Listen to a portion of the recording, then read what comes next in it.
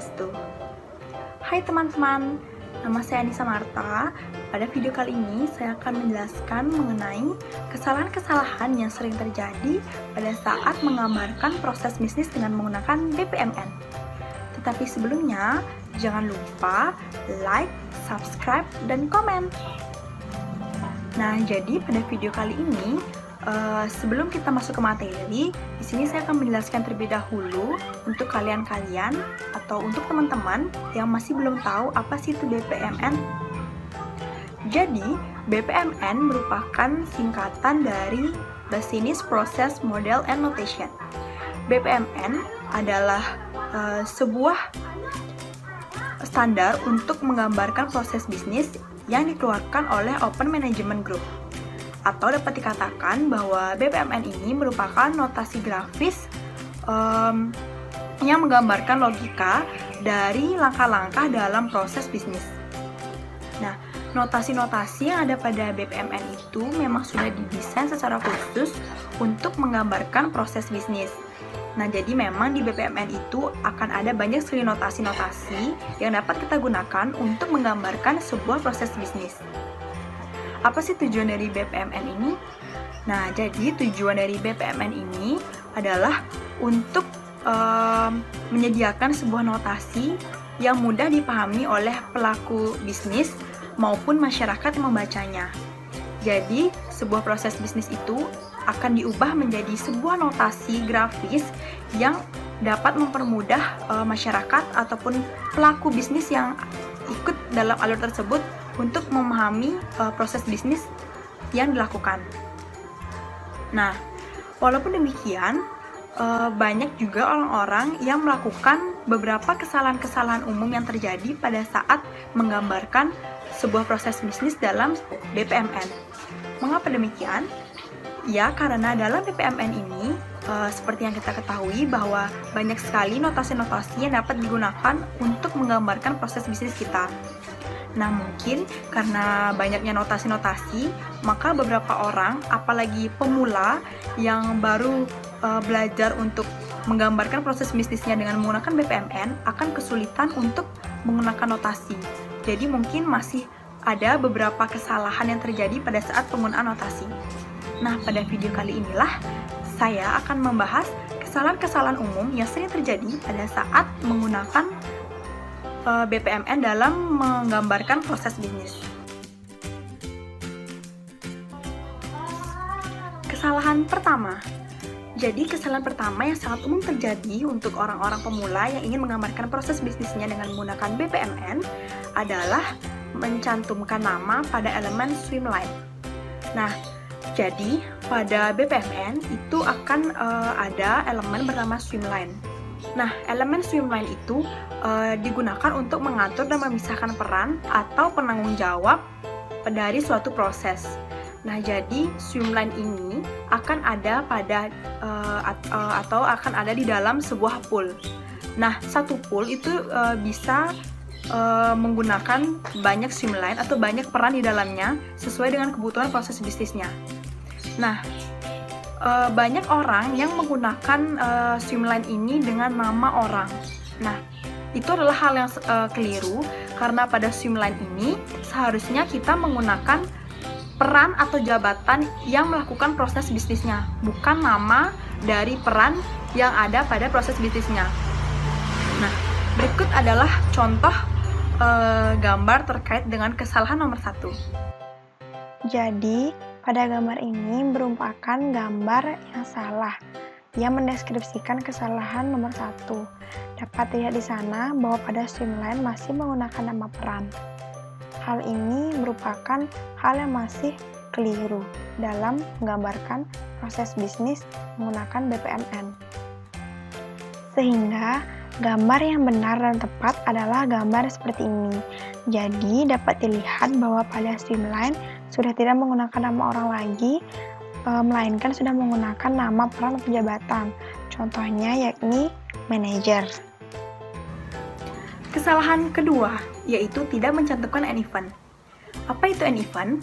An event adalah salah satu notasi yang ada pada BPMN yang berfungsi untuk menandakan bahwa proses bisnis tersebut sudah selesai. Nah, di sini banyak kesalahan umum yang terjadi, yaitu seseorang lupa untuk mencantumkan end event pada proses bisnisnya. Nah, di sini end event ini merupakan hal yang wajib dan hal yang sangat penting untuk dicantumkan pada alur proses bisnis jika digambarkan dengan BPMN. Nah, dengan end event ini, maka masyarakat ataupun pelaku bisnis yang terlibat dengan alur proses bisnis tersebut akan mengerti kapan proses bisnis tersebut selesai dilakukan. Nah, maka dari itu, apabila end event ini tidak dicantumkan, maka akan mengakibatkan kebingungan untuk orang yang membacanya maupun pelaku bisnis yang ada di dalamnya. Berikut adalah contoh gambar yang mendeskripsikan kesalahan nomor 2. Jadi, gambar ini merupakan gambar yang masih salah yang mendeskripsikan kesalahan kedua. Dapat dilihat di sini bahwa pada akhir dari proses tidak menggunakan end event. Nah, kita sebagai pembaca tentu akan menjadi bingung jika melihat proses bisnis yang seperti ini. Sehingga proses yang benar yakni proses seperti gambar ini. Jadi, gambar ini sudah menggunakan end event untuk menandakan bahwa proses telah selesai dilakukan. Kesalahan ketiga, yaitu tidak mencantumkan start event. Nah, kesalahan ini merupakan kebalikan dari kesalahan sebelumnya. Apabila kesalahan sebelumnya lupa mencantumkan end event, maka pada kesalahan ini pelaku lupa untuk mencantumkan start event. Start event merupakan salah satu notasi yang ada di BPMN juga, yang tentunya fungsinya adalah untuk menandakan bahwa proses bisnis tersebut dimulai. Nah, mengapa start event ini penting? Tentu saja dengan adanya start event ini, maka alur prosesnya akan jelas kapan proses itu akan dimulai. Maka dari itu, masyarakat ataupun orang yang membacanya ataupun pelaku yang ikut di dalam proses bisnis tersebut akan jelas atau mengerti dan memahami alur proses bisnis yang digambarkan. Nah, sama akibatnya dengan kesalahan sebelumnya, apabila start event ini lupa untuk dicantumkan, maka akan menimbulkan kebingungan dan ketidakselarasan di proses bisnis tersebut. Maka dari itu, penting untuk mencantumkan start event dan end event pada saat menggambarkan proses bisnis dengan menggunakan BPMN. Berikut adalah gambar yang mendeskripsikan kesalahan nomor 3. Jadi, ini merupakan salah satu contoh gambar yang salah yang dapat mendeskripsikan kesalahan nomor 3. Jadi, di sini dapat dilihat bahwa tidak ada start event yang digunakan untuk memulai sebuah proses bisnis, sehingga akan dapat mengakibatkan kekeliruan bagi orang yang membacanya. Sehingga gambar yang benar untuk kesalahan ini yakni seperti ini. Jadi harus mencantumkan start event pada awal proses agar kita semua tahu kapan proses tersebut dimulai. Keempat, yaitu menggunakan message flow pada pool yang sama. Apa itu message flow? Message flow atau garis putus-putus adalah konektor yang digunakan untuk menghubungkan antar proses tetapi dalam beda pool. Nah, pada kasus ini kesalahan dilakukan karena menggunakan message flow atau garis putus-putus ini dalam satu pool yang sama. Sehingga ini akan membuat kebingungan untuk orang-orang yang membacanya, khususnya orang-orang yang memang mengerti mengenai notasi-notasi BPMN. Dalam kasus ini, jika kita ingin menggunakan konektor dalam satu pool yang sama, kita tidak perlu menggunakan message flow, melainkan kita harusnya menggunakan sequence flow atau garis tidak putus-putus. Berikut merupakan gambar yang mencirikan atau mendeskripsikan kesalahan nomor 4. Jadi, ini merupakan salah satu gambar yang masih salah. Dapat dilihat bahwa di sini terdapat satu pool yang di dalamnya terdapat dua streamline. Tetapi pada dua streamline ini masih menggunakan garis putus-putus atau message flow. Sehingga gambar yang benar adalah gambar seperti berikut, yakni mengganti message flow atau garis putus-putus menjadi sequence flow. Kesalahan kelima, yaitu menggunakan sequence flow pada pool yang berbeda. Kesalahan ini merupakan kebalikan dari kesalahan sebelumnya, yakni pada kesalahan sebelumnya menggunakan message flow pada pool yang sama, sehingga pada kesalahan ini menggunakan sequence flow pada pool yang berbeda. Sequence flow dinotasikan dengan garis tidak putus-putus. Nah, sequence flow ini digunakan pada BPMN untuk menjadi konektor antar pool yang sama. Sebaliknya, message flow yaitu konektor yang dinotasikan dengan garis putus-putus yang digunakan untuk mengkoneksikan antar objek dengan beda pool. Maka dari itu, pada kesalahan ini seharusnya menggunakan message flow karena di sini ingin menghubungkan dua pool yang berbeda. Berikut adalah contoh yang mendeskripsikan kesalahan nomor 5.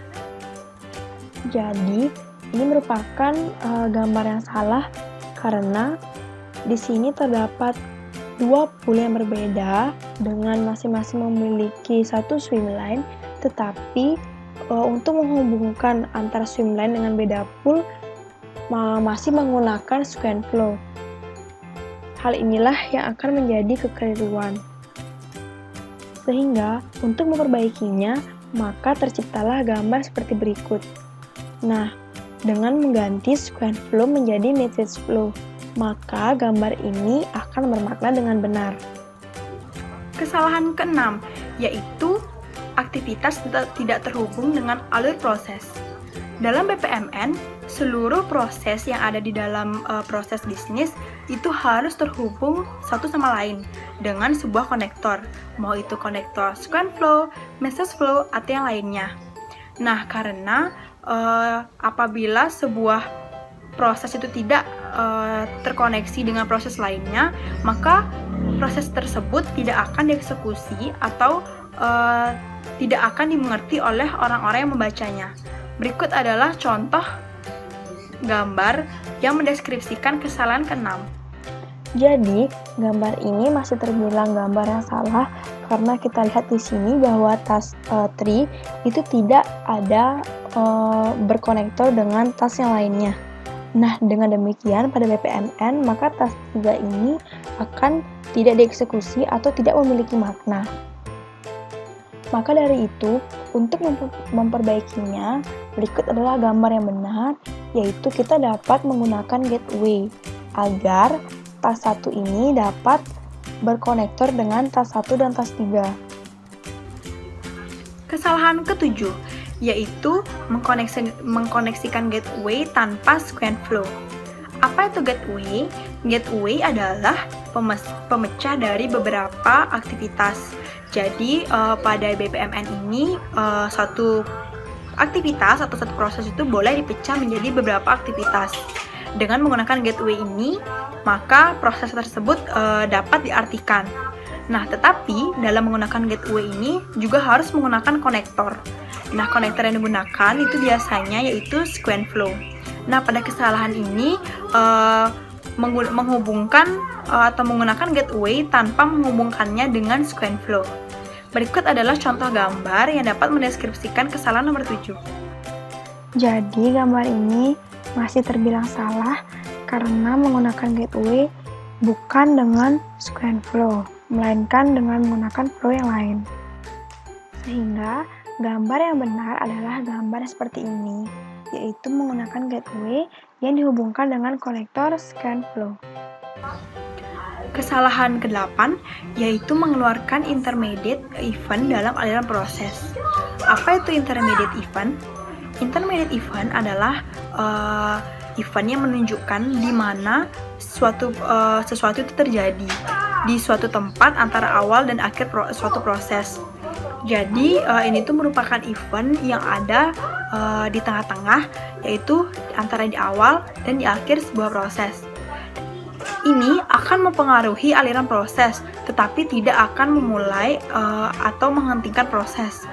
Sehingga cara yang benar untuk menggunakan intermediate event ini adalah dengan tetap menghubungkannya ke dalam aliran proses. Nah, kesalahan di sini yaitu menggunakan atau mencantumkan intermediate event tetapi tidak menghubungkannya dengan proses yang lainnya, sehingga pembaca akan bingung dengan intermediate event ini. Maka dari itu, intermediate event haruslah disambungkan dengan sebuah konektor. Berikut adalah contoh gambar yang mendeskripsikan kesalahan nomor 8. Nah, jadi gambar ini merupakan salah satu gambar yang masih salah atau keliru karena pada gambar ini terdapat intermediate events di dalamnya tetapi tidak berkoneksi dengan task yang ada di dalam proses tersebut. Walaupun intermediate events ini tidak mempengaruhi awal ataupun akhir proses, tetapi intermediate event ini harus tetap berkoneksi dengan proses yang ada dalam proses bisnis agar intermediate event ini memiliki makna dan kita sebagai pembacanya mengerti. Sehingga inilah contoh gambar yang benar. Jadi pada contoh gambar ini, intermediate event-nya sudah diberikan konektor sehingga kita mengerti bahwa intermediate event di sini diartikan atau berada di antara aktivitas 1 dan aktivitas 2. Kesalahan yang terakhir adalah nama yang terlalu panjang atau yang terlalu pendek. Nah, penamaan proses pada saat menggambarkan proses dengan menggunakan BPMN sangat perlu diperhatikan. Seperti aturan umum untuk penamaan proses bisnis yang efektif, jika hanya dengan satu kata, maka nama tersebut dapat digolongkan dengan nama yang terlalu pendek. Sedangkan nama yang terdiri dari lebih dari 4 kata, maka tergolong dengan nama yang terlalu panjang. Contohnya yaitu apabila nama prosesnya yakni KRS. Nah, nama tersebut karena hanya dengan satu kata tergolong nama yang terlalu pendek.